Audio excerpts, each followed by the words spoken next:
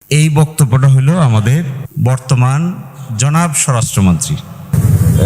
কি বললেন? সংবিধান সংস্কার পরিষদ, এটা যদি কনস্টিটিউশনে ধারণ করা হয়, সেই মর্মে অ্যামেন্ডমেন্ট হয় এবং সেই শপথ পরিচালনার জন্য সংবিধানের তৃতীয় তফসিলে ফরম হয়, কে শপথ পাঠ করাবেন সেটা নির্ধারিত হয়, এতগুলো হয়ের পরে তারপরে হলে হতে পারে। আমার মনে হয় বিএনপি বা সরকার বেমালুম ভুলে গেছে যে দেশে একটা অভ্যুত্থান হয়েছিল। আমি গতকালকে খুব চিন্তিত, এই জন্য চিন্তিত ছিলাম যে আসলে বাংলাদেশে কি কোনো আইনমন্ত্রী নাই? এই সমস্ত সাবজেক্ট ম্যাটার, ডিসকাশনের সাবজেক্ট ম্যাটার হলো ল মিনিস্টার। পার্লামেন্টারি অ্যাফেয়ার্স, আইন, বিচার এবং সংসদ বিষয়ক একটা মন্ত্রণালয় আছে। ওই মন্ত্রণালয়ের একজন মন্ত্রী আছে। ওই মন্ত্রণালয়ের সাবজেক্ট ম্যাটার এটা, যে কোন আইনের অধীনে, সংবিধানের কোন বিধানের অধীনে কি করে কোন বিষয়টা কিভাবে সেটেল করা হবে। This is precisely the subject matter of the law ministry. কিন্তু আপনারা ল মিনিস্টারের কোনো কথা শুনেন না কেন? This is mysterious. আপনারা ভেবেছেন কিনা কখনো তা আমি জানি না, কিন্তু from yesterday I have started thinking যে এটা কেমন করে পসিবল, আমাদের ল মিনিস্টার কথা বলে না কেন? Why the law minister is silent? এই মিনিস্ট্রি তো ল মিনিস্টারের। সংসদে কে শপথ নিবে না নিবে এটা তো পার্লামেন্টারি অ্যাফেয়ার্সের সাবজেক্ট ম্যাটার। অলসো এইটা সাবজেক্ট ম্যাটার হলো যে সংসদে শপথ নিয়েছেন কি নিয়েছেন না, নিবেন কি নিবেন না, একটা বিল উত্থাপন হবে কি হবে না, 133টা অর্ডিন্যান্স উপস্থাপন আগামীকালকে হবে কি হবে না, কোনটা সংশোধিত হবে, কোনটা পরিমার্জিত হবে।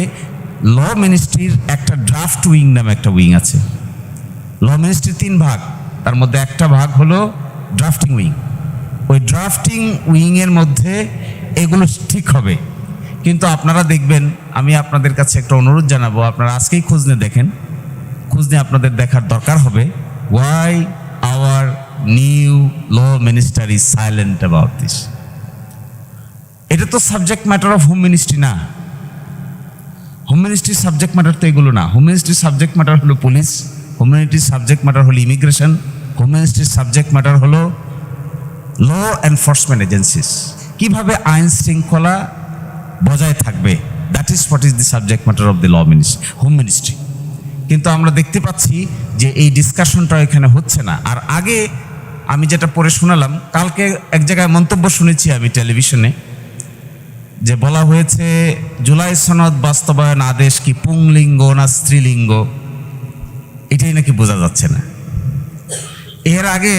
এর আগে তিনি বলেছেন, তার আগে কথাটা ছিল এটা যে জবরদস্তিমূলক মার্শাল লয়ের মতো কোনো আইন করলেই তো হবে না, জুলাই সনদটা মাস্কুলিন না ফেমিলিন তাই তো বুঝতে পারি না। আচ্ছা, মার্শাল ল কি ওনারা করেন নাই? বাংলাদেশে মার্শাল ল প্রথম কে জারি করেছে?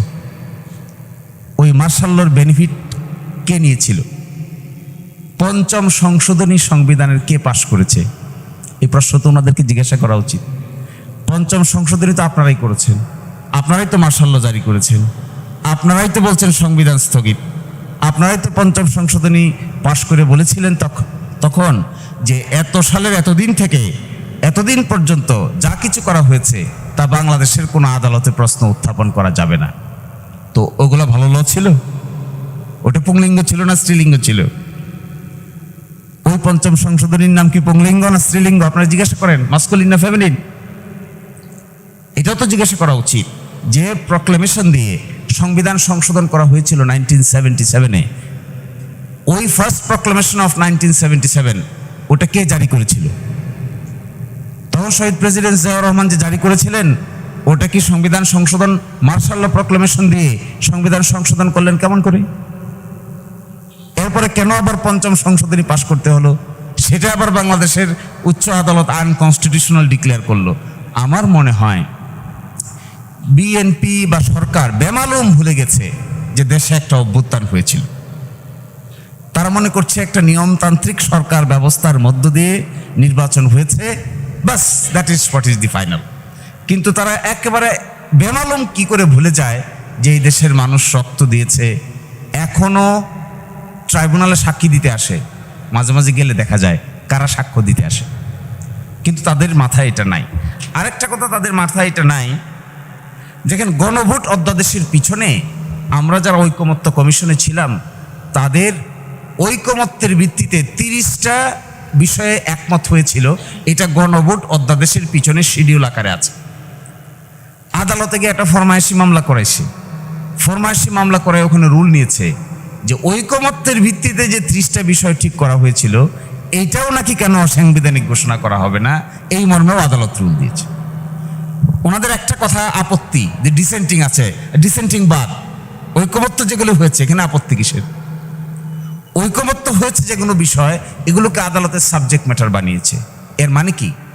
এর মানে হলো লিডারশিপের জীবনের সবচাইতে গুরুত্বপূর্ণ বিষয় হলো ট্রাস্ট এবং কনফিডেন্স। কোনো নেতা কিংবা কোনো গোষ্ঠীর প্রতি জনগণের যদি আস্থা এবং বিশ্বাস না থাকে, ও কিন্তু শেষ পর্যন্ত নেতৃত্বের ক্যাটাগরিতে উত্তীর্ণ হইতে পারবে না। This is the secret of leadership. কেন মানুষ সংগ্রামী মানুষকে পছন্দ করে? কেন কেন মানুষ নেলসন ম্যান্ডেলাকে পছন্দ করে? কেন মানুষ সারা দুনিয়াতে হজরতে মোহাম্মদ মোস্তফা সাল্লাল্লাহু আলাইহি ওয়াসাল্লাম তিনি কেন পৃথিবীতে এক্সাম্পলারি নেতা হিসেবে আছেন? কেন? বিকজ তার কথা এবং তার কাজ, তার মুআমালাত, তার কর্মকাণ্ড, তার পলিসির মধ্যে আপনি বৈপরীত্য দেখতে পাবেন না। একইভাবে নেলসন ম্যান্ডেলা 28 বছর ছিল জেলের ভিতরে। আপনি দেখবেন ওই ভদ্রলোকের জিন্দেগিতে জেলে গেছে, জুলুম হয়েছে, থাকতে থাকতে জীবন পার করে দিছে, কিন্তু কখনো নিজের দেওয়া কমিটমেন্ট থেকে সরে দাঁড়ায় নাই। একইভাবে বেগম খালেদা জিয়াকে কেন আমরা আপসীর নেত্রী বলি? Because she suffered A lot but she did not compromise. এখন এসে আমরা কি বিপদে পড়েছি? তার দল সরকার গঠন করার আগে যা বলেছে, একসাথে মিলে আমরা যা আলোচনা করলাম, সরকার গঠন হওয়ার পরে কিংবা নির্বাচনের পরেই 180 ডিগ্রি অ্যাঙ্গেলে পোল্ট্রি মারছে। এই যে 180 ডিগ্রি অ্যাঙ্গেলে পোল্ট্রি মারার পরে আমরা জানা এখানে আলেম ওলামা, দেশের বিখ্যাত জ্ঞানী গুণীজন এখানে বসে আছেন, তাদের মনোজগতে আর আস্থা বিশ্বাসের জায়গাটা তো আগের মতো নাই। আপনি কি করে এটা ফিরে আনবেন? আপনি জানতো দেখি বাজারে যে কমেন্টে, যে ইন্টারভিউটা করেন, ইন্টারভিউর নিচে কমেন্টগুলো দেখবেন, টেলিভিশনের যে ভিডিও ক্লিপসটা ছাপা হয় অথবা আপনাদের মতো মিডিয়ায় যেগুলো ছাপেন তার নিচে কমেন্ট বক্সটা দেখবেন। গতকালকে আমি 2500 কমেন্ট একসাথে করে অ্যানালাইসিস করে দেখার চেষ্টা করেছি। এই মন্তব্য যেখানে করা হয়েছে তার মধ্যে 2500 কমেন্টের ভিতরে মাত্র 60টা কমেন্ট পক্ষে আছে, বাকি 2493টা কমেন্টে হা হা হু হু করে আসতেছে। এর অর্থ হলো দিস পিপল বিকাম অবলিভিয়াস। এরা অনেকটা মানে আচ্ছন্ন হয়ে গেছে ক্ষমতার দৃষ্টিতে। মানুষ কি ভাবছে এটা দেখারও সময় তাদের হাতে নাই।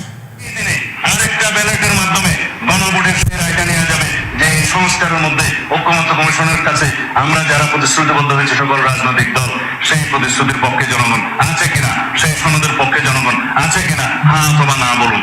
যদি জনগণ হ্যাঁ বলে তাহলে সেই পার্লামেন্ট, সেই নির্বাচিত সংসদের প্রত্যেকটা সংসদ সদস্য আইনানুগভাবে ম্যান্ডেট প্রাপ্ত হবে এই সনদ বাস্তবায়নের জন্য। তারা বাধ্য থাকবে সেই সনদ বাস্তবায়নের জন্য।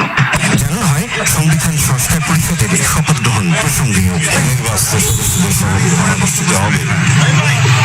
এইটা প্রধান নির্বাচন কমিশনের সাংবিধানিক এখতিয়ার আছে।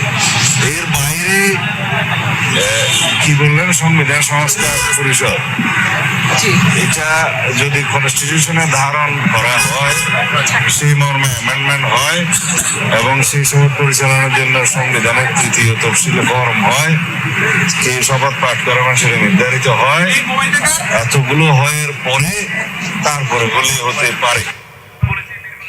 তাহলে এই বক্তব্যটা হলো আমাদের বর্তমান জনাব স্বরাষ্ট্রমন্ত্রী।